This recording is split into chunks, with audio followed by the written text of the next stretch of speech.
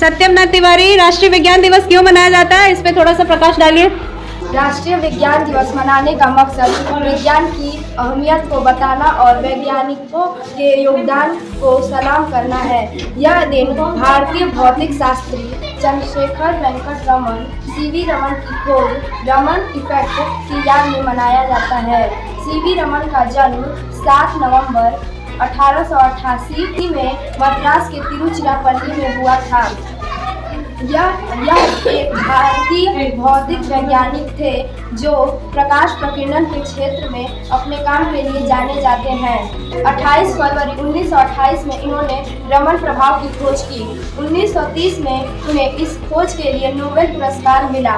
वे विज्ञान के भौतिकी में नोबेल पुरस्कार पाने वाले प्रथम व्यक्ति थे और विज्ञान के किसी भी क्षेत्र में नोबेल पुरस्कार पाने वाले प्रथम एशियाई व्यक्ति थे।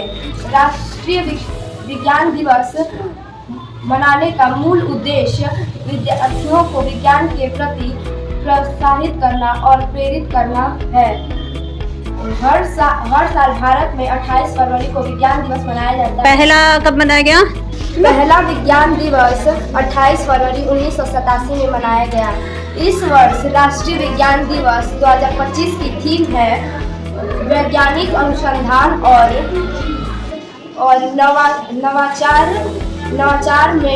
नवाचार में नेतृत्व हेतु भारतीय युवाओं को सशक्त करना। फिर से एक बार बोल दो, खाली टॉपिक बोल दो, आज थीम बोल दो। देख के बोल दो ना यार। इस वैज्ञानिक अनुसंधान और नवाचार में वैश्विक नेतृत्व हेतु भारतीय युवाओं को सशक्त करना। फिर से बोलोगे बिना देखे? बिना देखे बोलो। वैज्ञानिक अनुसंधान और नवाचार में वैश्विक नेतृत्व हेतु भारतीय युवाओं को सशक्त करना। वेरी गुड, स्टार्ट करो। मेरा नाम सुप्रिया यादव है, मैं कक्षा 8 की छात्रा हूँ। मैं उत्सर्जन तंत्र का प्रोजेक्ट बनाई हूँ, जिसके बारे में मैं आज बताऊंगी।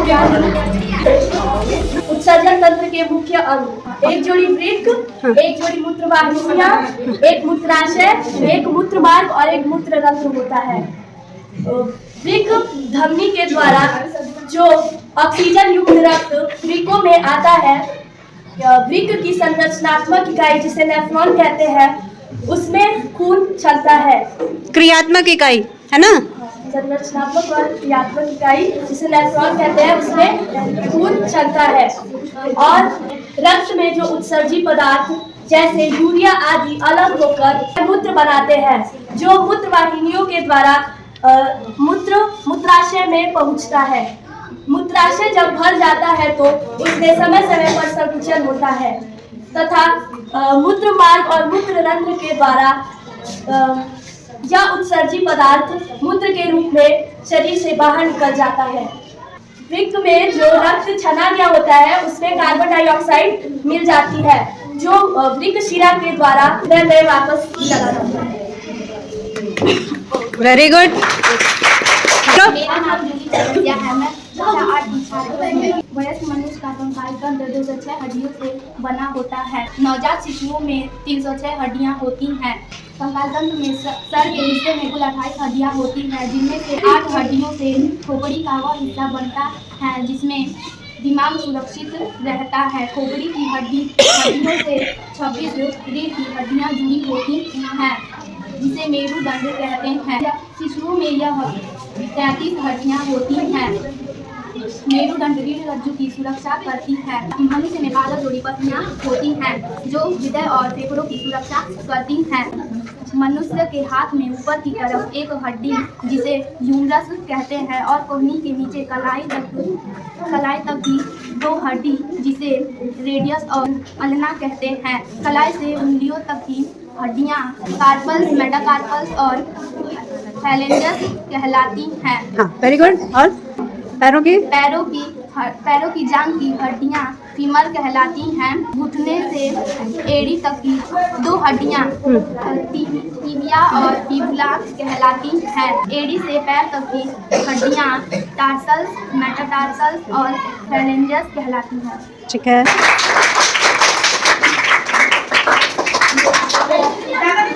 अपना नाम और कक्षा बताना पहले। मेरा नाम प्रीति यादव है, मैं कक्षा 8 की छात्र हूँ। मेरा नाम श्याम चौहान है, मैं क्लास 5 का छात्र हूँ।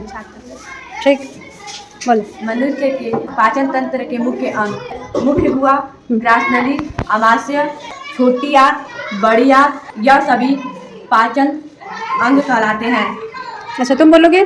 जो हम लोग भोजन खाते हैं वो हमारे दांत चबाने का काम करते हैं। सलाइवरी अमाइलेज नाम का एक लार होता है, वो मुंह में ही पचवाने के लिए थोड़ा बहुत काम करता है। लार में सलाइवरी अमाइलेज नाम का एंजाइम होता है ना? जो मुंह में ही खाना थोड़ा बहुत पचाने का काम हाँ, करता कौन से भाग को पचाता है? कार्बोहाइड्रेट को। है, कार्बोहाइड्रेट। उसके बाद आहार नाल से जाते हुए वो अमाशय में जाता है। अमाशय में वो भोजन पूरा पचाने के लिए एक रस होता है, जिसका रस का नाम है पाचक रस। पाचक रस वो लीवर में होता है, वो पाचक लीवर में से जाते हुए अमाशय में पहुंचता है। अब वो पूरा भोजन को एक पेस्ट जैसा बना देता है। पेस्ट जैसा बनाने के बाद वो छोटी आंत में जाता है। छोटी आंत में जाकर वो उसका मिनरल्स, विटामिन, प्रोटीन सब ये सब सोख लेते हैं। उसके बाद वो भोजन कचरा बन जाता है। कचरा बनने के बाद वो बड़ी आंत में जाता है। बड़ी आंत में जाकर वो कचरे में जितना पानी रहता है उसको पूरा सोख लेता है। उसके बाद वो मल द्वार से बाहर निकल जाता है। वेरी गुड, क्लास 5 का बच्चा है, बहुत अच्छा बताया। अच्छा, ये बताओ, अमाशय में कौन सा एसिड निकलता है? कोई भी बताओ। हाइड्रोक्लोरिक अम्ल। उसका काम क्या होता है? जो भी जर्म्स, बैक्टीरिया वगैरह आते हैं खाने में, उनको नष्ट कर देता है ना। और सबसे बड़ी ग्रंथि हमारे पाचन तंत्र की, सबसे बड़ी ग्रंथि, पूरे शरीर की सबसे बड़ी ग्रंथि कौन सी है? यकृत। अंग्रेजी में इसको क्या कहते हैं? लीवर। ठीक है, बैठ जाओ, बहुत अच्छा। अब ये दांत के बारे में बताएंगे। हाँ, मेरा नाम सुमन प्रसाद है, मैं कक्षा 8 का छात्र हूँ। हाँ। मेरा नाम रिमझिम गुप्ता, मैं कक्षा 8 की छात्र हूँ। ठीक है, बताओ। मनुष्य में 4 प्रकार के दांत होते हैं जो तुम ऐसे दिखाते रहो इसको। जो मुख गुहा में स्थित होते हैं। हाँ, ये जबड़ों में ऊपरी और निचली हड्डी में अर्धवृत्ताकार रूप से व्यवस्थित होते हैं। विभिन्न प्रकार के दांत एवं उनके कार्य। पहला कृंतक। ये ऊपर 4 कृंतक दिखाओ। ये ऊपर 4 और नीचे 4 होते हैं। ठीक है। ये ऊपर 4 नीचे 4 होते हैं। इनका कार्य भोजन को काटना होता है। ये चूहा, गिलहरी और खरगोश में अधिक विकसित होता है। दूसरा रदनक। ये ऊपर 2 नीचे 2 होता है। इसका कार्य भोजन को फाड़ना होता है। ये मांसाहारी जीवों में अधिक विकसित होते हैं। ये 2 ऊपर 2 नीचे होते हैं रत्नक। तीसरा अग्र चर्वणक। ये ऊपर 4 नीचे 4 होता है। इसका कार्य भोजन को पीसना या चबाना या पीसना होता है। ये ऊपर 4 और नीचे 4 होते हैं। चौथा चर्वणक। ये ऊपर 6 नीचे 6 होता है। इसका कार्य भोजन को पीसना होता है। ये ऊपर 6 और नीचे 6 होते हैं। वयस्क मनुष्य में कुल दांत 32 होता है और बच्चों में दूध के दांत 20 होता है। शरीर की सबसे कठोर भाग दांत होती है। दांत का कौन सा भाग, क्या नाम है उसका? इनामेल। क्या कहते हैं इसको? इनामेल। एनामेल। ठीक है, कहाँ है दिखाओ। ऊपर जो व्हाइट व्हाइट दिख रहा है, हाँ, जो सफेद भाग है वो एनामेल है ना। वो शरीर का सबसे कठोर ऊतक होता है। ठीक है, क्या नाम है आपका? मेरा नाम काजल प्रजापति है, मैं कक्षा 8 की छात्रा हूँ। हाँ, आपको चुंबक के बारे में बताना है ना। ये कौन से प्रकार का चुंबक है? अच्छा, और ये गोल सा घड़ी जैसा जो दिख रहा है ये चुंबकीय शुरू इसका काम क्या है? उत्तरी दक्षिणी दिशाओं दिशा का ज्ञान करवाती है ये। ठीक है,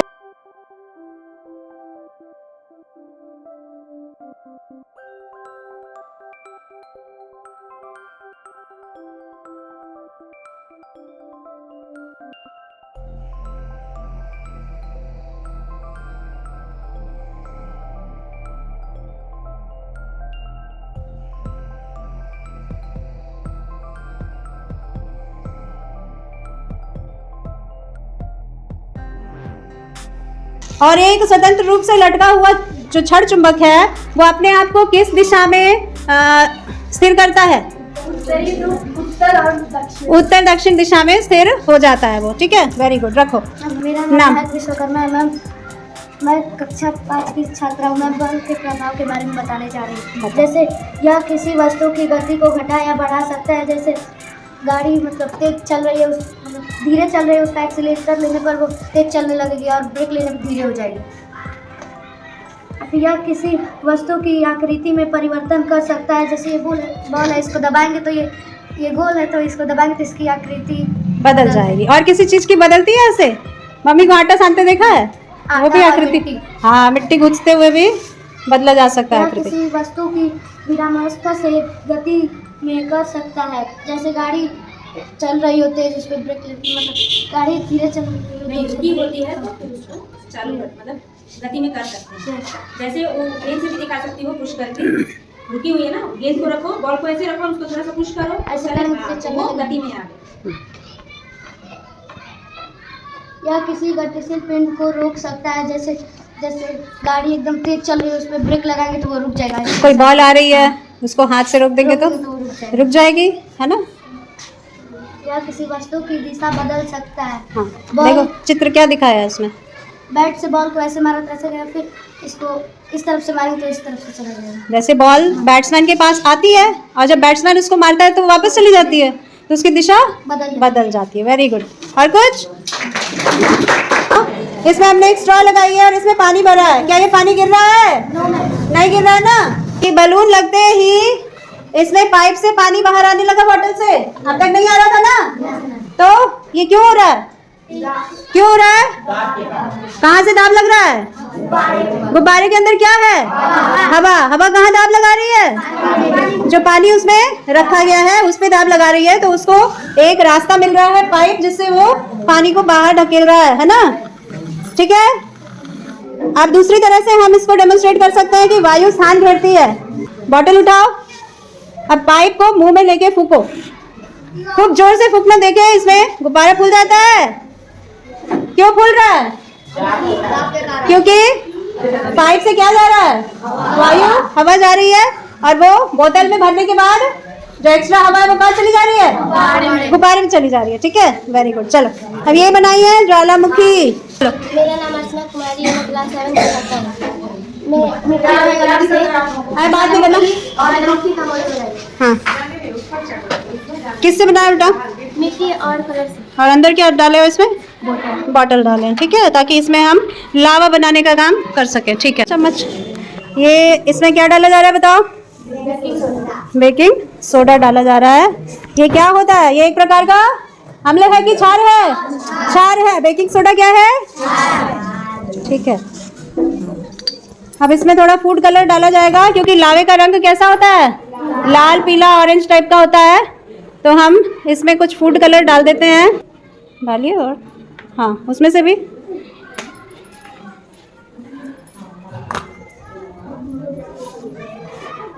ठीक है। अब इसमें क्या डाले? फूड कलर क्यों डाला है? लावे का रंग देने के लिए। ठीक है ना। इसके बाद क्या डालेंगे? सफेद सिरका। इसमें जैसे ये डालेगी उसमें अभिक्रिया होगी उदासीनीकरण की। एसिड और बेस एक साथ रिएक्ट करेंगे जब।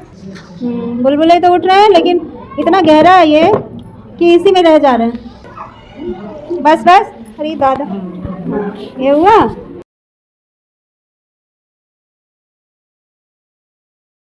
अब मैडम लावा लैंप का डेमोन्स्ट्रेशन देने जा रही है। लावा लैंप कैसे काम करता है? इसमें सबसे पहले बेकिंग सोडा डलेगा, इसके बाद इसमें रिफाइंड ऑयल डलेगा। ठीक है। अब इसमें किसी अन्य छोटे से बर्तन में हम फूड कलर घोलेंगे सिरके के साथ। अब फूड कलर में सिरका, बस बस बस, ज़्यादा नहीं, थोड़ा थोड़ा। हम देखते हैं कि क्या इसमें चेंजेस आते हैं। डाल दीजिए। डाल, पूरा डाल दीजिए। हाँ, ग्रीन वाला भी डाल दीजिए।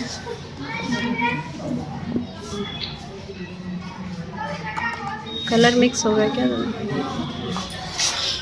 अब जैसे जैसे सिरके का रिएक्शन होगा सोडा से, बेकिंग सोडा से, वैसे वैसे इसमें कार्बन डाइऑक्साइड बनेगी, और कार्बन डाइऑक्साइड के बुलबुले ऊपर की तरफ जाएंगे।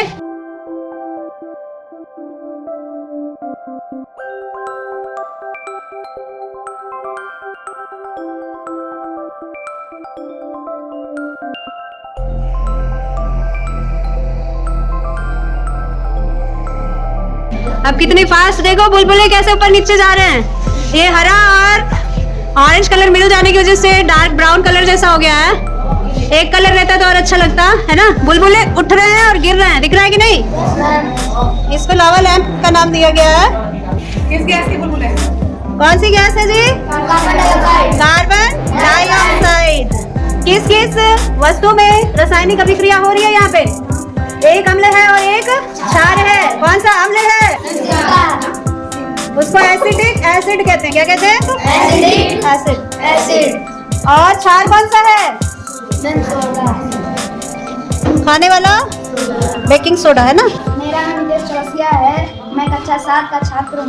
मैं अम्ल और क्षार लवण का पता लगाऊंगा। अच्छा, क्या क्या लेके आए हो? सल्फ है, हाँ ये नमक है, हाँ ये बेकिंग सोडा है हाँ, और ये चीनी है। क्या है? ये अलग अलग प्रकार के नमूने हैं। हमको नहीं पता कि ये क्या अम्ल है क्या क्षार है, तो इसका पता हम कैसे लगाएंगे? हाँ बताओ बाबू, चुप हो जाओ। हाँ, जैसे सर्फ, साबुन आदि। कोई नहीं बोलेगा। अम्लीय वस्तुएं? अम्लीय वस्तुएं स्वाद में खट्टी होती हैं, जैसे सिरका, नींबू का रस, लवण। लवण का स्वाद कैसा होता है? नमकीन, जैसे साधारण नमक जो खाने में डाला जाता है। बोलो क्या करेंगे? सबसे पहले इन नमूनों को हम इनका घोल बनाते हैं। चलो पानी डालो सब में। मुकेश,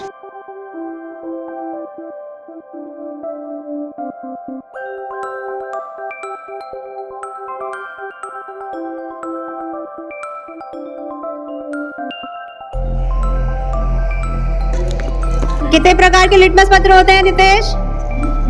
दो प्रकार के। क्या नाम है अंकित? हाँ, लाल लिटमस और नीला लिटमस। ठीक है, दोनों में से एक एक निकालो। अब बारी बारी से क्या करेंगे? एक कॉपी ले लो, कॉपी में नोट करना है ना। ये बाएं तरफ सबसे नमूना नंबर 1, इसमें क्या रिएक्शन होता है? एक नीला लिटमस पत्र, एक लाल लिटमस पत्र, इसमें डुबाओ बारी बारी से। देखो जब डालो,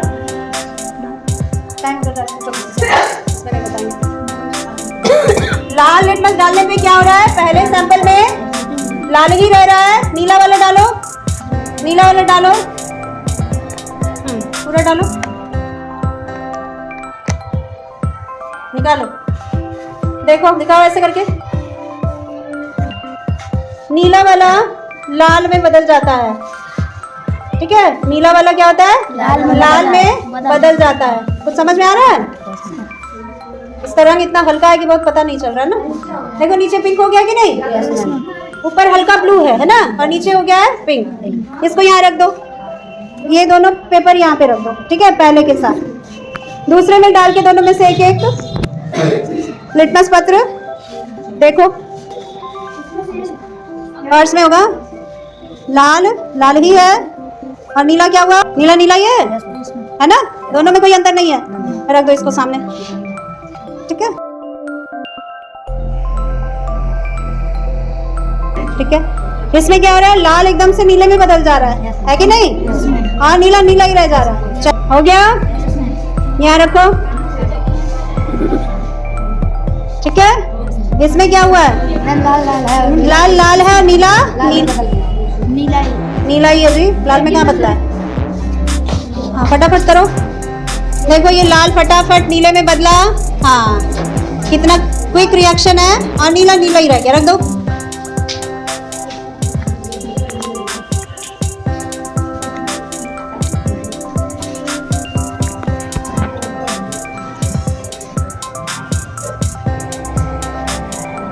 ये लाल लाल रह गया और नीला लाल में बदल गया। रखो। तो जिसमें जिसमें नीला लाल में बदल रहा है वो क्या है? वो अम्ल है। जिसमें नीला लिटमस लाल में बदल जा रहा है वो अम्ल है। इसमें कौन कौन सा है जिसमें नीला लाल में बदला? ये पहला है जो नीला लाल में बदला है, और ये है नीला लाल में बदला है ना, लाल लाल ही है। ठीक है, तो दो एसिड लिए थे ना हमने, एक नींबू लिया था, एक सिरका लिया था, दो अम्ल हो गए। ठीक है ना, और उसके बाद हमने और क्या लिया था? सोडा लिया था, है ना। तो जिसमें लाल नीले में बदला है, जैसे ये वाला है, ये पूरा पूरा नीला हो गया, लाल था, है ना। ये क्या है? अम्ल है कि क्षार है? ये क्षार है। और ये वाला, ये भी लाल नीले में बदला है, ये भी क्षार है। ठीक है, चलो ये लिटमस परीक्षण हो गया, और पता चल गया कि दिए हुए नमूनों में कौन सा अम्ल है, कौन सा क्षार है और कौन सा लवण है। जो अम्लीय विलयन होते हैं उसमें नीला लिटमस लाल में बदल जाता है, और जो क्षारीय विलयन होते हैं उसमें लाल लिटमस नीले में बदल जाता है। ठीक है, बैठ जाओ। अब तुम बताओ। मेरा नाम खुशी यादव है, मैं क्लास 7 में पढ़ती हूँ। क्या लेके आई हो? द्विलिंगीय पुष्प का संरचना लैंगिक जगह। खड़े होके दिखा दो तुम दोनों। हाँ हाँ, एक पुष्प भी लेके आई हो, देखो। हाँ, ये कौन सा पुष्प है? हाँ, गुड़हल का फूल। ठीक है। हाँ, इसके विभिन्न भागों के बारे में बताओ। ये बाह्य दल है और ये दल है, ये सारे दल है और ये क्या है बीच में? स्त्री केसर है। अच्छा, इसमें जो रेशे रेशे निकले वो क्या है? ये पुंकेसर है। हाँ, क्या है? पुंकेसर। पुंकेसर। जो नर भाग होता है वो पुंकेसर होता है, और जो मादा भाग होता है उसको स्त्री केसर। क्या कहते हैं? स्त्री केसर। अच्छा, इसको देख के बताओ, इसमें क्या क्या बनाया? स्त्री केसर में क्या क्या है? पुंकेसर। स्त्री केसर में वर्तिकाग्र है, वर्तिका है और अंडाशय है स्त्री केसर में। हाँ, और पुंकेसर में है पराकोष और तंतु। तंतु। ठीक है, पराग के कण कहाँ होते हैं? पराकोष में है। वहाँ कैसे पहुँचा है? किसी परागणकर्ता ने उसे वहाँ पहुँचाया है। ठीक है, परागणकर्ता क्या होता है? कोई तितली या तितली या मधुमक्खी या हाँ भंवरा। हाँ, जो फूल पे रस चूसने के लिए बैठते हैं। उनके शरीर पे क्या चिपक जाता है? पराग के पराग के कण चिपक जाते हैं, और वो किसी अन्य पुष्प पे जाते हैं तो वर्तिकाग्र पे जाके वो गिर जाते हैं। ठीक है, उसके बाद उसमें से एक नलिका निकलती है, नलिका निकलती है। पराग नलिका। पराग नलिका कहते हैं। हाँ, इसके द्वारा नर युग्मक अंडाशय तक पहुँचता है, जहाँ निषेचन होता है। निषेचन होता है। उसके बाद उसके बाद अंडाशय फल में बदल जाता है और बीजांड बीज में बदल जाता है। ठीक है, फूल का सबसे आकर्षक भाग दलपुंज होता है। क्या कार्य होता है इसका? कीटों को आकर्षित करना। किस लिए? परागण के लिए, है ना, ताकि इनमें जनन हो सके। ठीक है, बैठो। तुम बताओ फटाफट, तुम पकड़ लो कृतिका इसको। हाँ, बात नहीं। मेरा नाम दीपिका यादव है, मैं कक्षा 6 की छात्रा हूँ। आज हम पत्तों के बारे में बताएंगे। पत्ते के विभिन्न भाग के बारे में बताओ। चलो, पत्ता भी लेके आई हो, दिखाओ। किस चीज का पत्ता है? पीपल का। अच्छा, ठीक है। इसमें क्या समझ में आ रहा है तुम्हारे? पत्ता जब पहले विकसित होता है तो उसको कक्षा से कलिका कहते हैं। अच्छा, पर्णफलक तथा पर्णधार के बीच का भाग दंतनमूना पर्णवृत्त कहलाता है। पर्णवृत्त कहलाता है। ठीक है। हाँ, बीच में जो लाइन जा रही है उसको क्या कहते हैं? उसको मध्य शिरा कहते हैं। किनारे किनारे जो लाइनें जा रही है, शिराएं। क्या है? शिराएं हैं। ठीक है। चारों तरफ का जो किनारा है वो उसे पर्णतट कहते हैं। और सबसे आगे का भाग क्या कहलाता है? पर्णाग्र। क्या कहलाता है? मेरा नाम दीपिका यादव है, मैं कक्षा 6 की छात्रा हूँ। आज मैं जड़ों के बारे में बताऊंगी। पहले मूसला जड़। पौधों के जमीन के अंदर का भाग जड़ तंत्र कहलाता है। जड़ दो प्रकार के होते हैं, पहला मूसला जड़, दूसरा अपस्थानिक जड़। मूसला जड़ में इस भाग को मूसला जड़ के बीच वाले सबसे मोटे वाले भाग को क्या कहते हैं? प्राथमिक जड़। उसमें से निकलने वाली शाखाएं द्वितीयक जड़। द्वितीयक जड़ में से निकलने वाली शाखाएं तृतीयक जड़ें होती है, और उसके बाद मूल रोम होते हैं, है ना। और ये किस प्रकार के पौधों में होता है? बड़े पेड़ों में। जैसे पेड़ के नाम बता दो दो चार। आम, पीपल, हाँ, ठीक है। और छोटे पौधों में क्या? सरसों का पौधा। सरसों का पौधा। हाँ, गाजर। हाँ, मूली। हाँ, ये सारे मूसला जड़ के रूपांतरण है। देखो, मूसला जड़ के क्या है? रूपांतरण। मोटे हो गए हैं। जो प्राथमिक जड़ है इसमें मोटी हो गई है ना, और उसमें भोजन स्टोर हो गया है। समझ गई? मूली, गाजर, शलजम, ये सब। ओके। और अपस्थानिक जड़ ये विभिन्न प्रकार की घासों में पाई जाती हैं और अनाज में, जैसे गेहूं, धान, मक्का आदि। हाँ हाँ, ठीक है। ये गन्ने में भी पाई जाती है। गन्ने में भी अपस्थानिक या झगड़ा जड़ पाई जाती है, जो उसकी हर गिरा से निकलती है। इसमें छील दिया गया इसको। ठीक है ना। अब ये क्या है? आलू और अदरक तने के रूपांतरण है ना। गन्ना भी एक तरह से तने का रूपांतरण कह सकते हैं। उसमें मिठास भर जाती है, उसको हम खाते हैं ना, लेकिन है वो तना, है ना। इसको कैसे बोया जाता है मालूम है? इसी को काट के इसके किस भाग को जरूरी होता है रखना? ये आँख है ना, इसी से नया पौधा निकलता है ना। मेरा नाम विशेष चौरसिया में क्लास 8 का छात्र हूँ। मेरा नाम अजय सुंदर है। जोर से बोलो, जोर से बोलो। कक्षा 8 का छात्र हूँ। हाँ, चलो। क्या बनाया? श्वसन तंत्र। श्वसन तंत्र। अच्छा, ये बताओ, इसमें तुमने कौन से अंग बनाए हैं बलून से? फेफड़ा। कितना फेफड़ा है? 2 फेफड़ा होता है। जब सांस अंदर लेते हैं पाइप से, हवा डालोगे पाइप से, पाइप में फूको तो क्या हो रहा है? ये गुब्बारे फूल जा रहे हैं, है ना? यानी सांस हम अंदर लेते हैं तो क्या होता है? हमारे फेफड़े फूल जाते हैं, है ना? सांस छोड़ते हैं तो जम जाता है। फेफड़े थोड़े से शिथिल या अपनी पुरानी अवस्था में, नॉर्मल अवस्था में आ जाते हैं। ठीक है, तो कौन सी गैस हम लोग सांस में लेते हैं अंदर और क्या निकालते हैं बाहर? Carbon dioxide. क्या? जोर से बोलो। Carbon dioxide. कार्बन डाइऑक्साइड निकालते हैं। मेरा नाम सत्यमा तिवारी है। मैं कक्षा 8 का छात्र हूँ। मैंने एक रासायनिक तत्वों की परमाणु संख्या व संकेत ज्ञात करने वाली मशीन बनाई है। कैसे काम कर रही है, दिखाओ बेटा। जब हम इस स्विच को ऑन करके इस पेन को अगर हम लोग एच पे रखें और उसके नाम हाइड्रोजन पे रखें तो एलईडी लाइट जलने लगती है और बजर बजने लगता है। थोड़ा बहुत बज रहा है, बजर भी है ना, लाइट जल रही है, पूरा हो जाता है, विद्युत परिपथ पूरा हो जाता है। Very good. और गलत पे रखेंगे तो? मैम गलत पे नहीं बजेगा क्योंकि विद्युत परिपथ नहीं पूरा होगा। ओके, ठीक है, वेरी गुड। और क्या बनाया तुमने? मैम आँख बनाया है। आँख बनाया है। कक्षा किस कक्षा में है ये? आँख मानव नेत्र का मैम प्लस 8 में है। ठीक है, बताओ कैसे बनाया? आँख मनुष्य और सभी जीवों को प्रकृति द्वारा दी गई एक अमूल्य अंग है।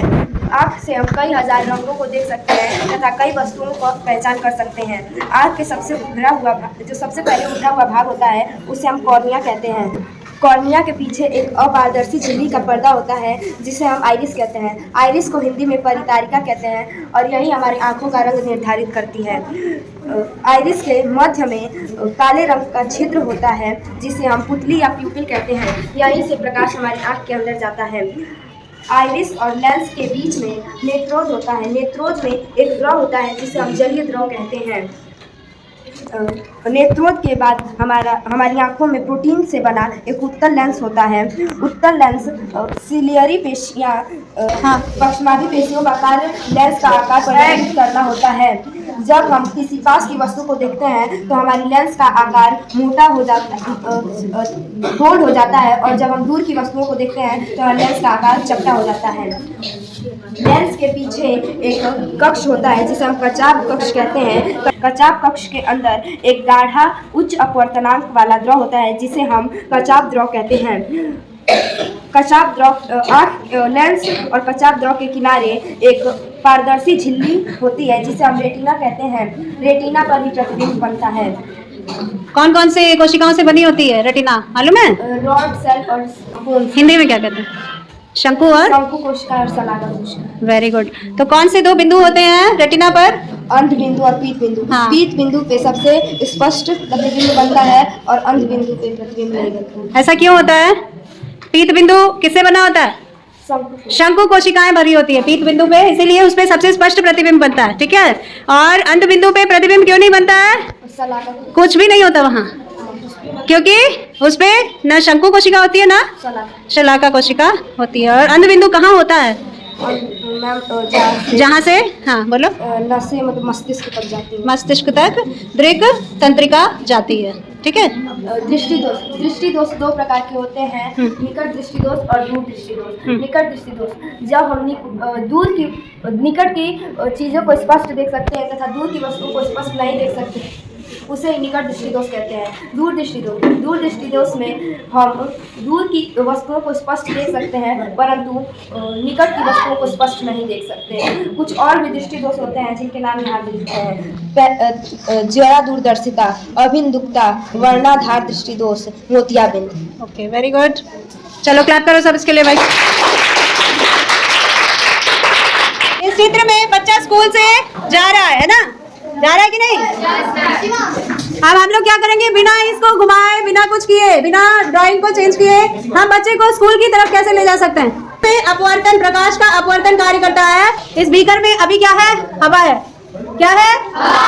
अभी इस बीकर में सत्यम पानी डालेगा, ठीक है? और तुम इस बच्चे के चित्र को इस बीकर के पीछे ले जाओ। अभी बच्चा दूसरी तरफ जा रहा है ना, अभी पानी डालो सत्यम बीकर में। जैसे जैसे पानी डलता है क्या होता है? बच्चे की जो जाने की दिशा होती है वो बदल जाती है। वो कहाँ जाने लगा? स्कूल की तरफ जाने लगा। कहाँ जाने लगा? स्कूल की तरफ। इसमें आके देखो, कैमरे में आके देखो, या फिर इसके सामने से देखो, दिख रहा है? स्पीकर के सामने से क्या दिख रहा है बच्चे का? बच्चा स्कूल की तरफ दिशा बदल गया है ना? Yes ma'am. कहाँ जाने लगा? स्कूल की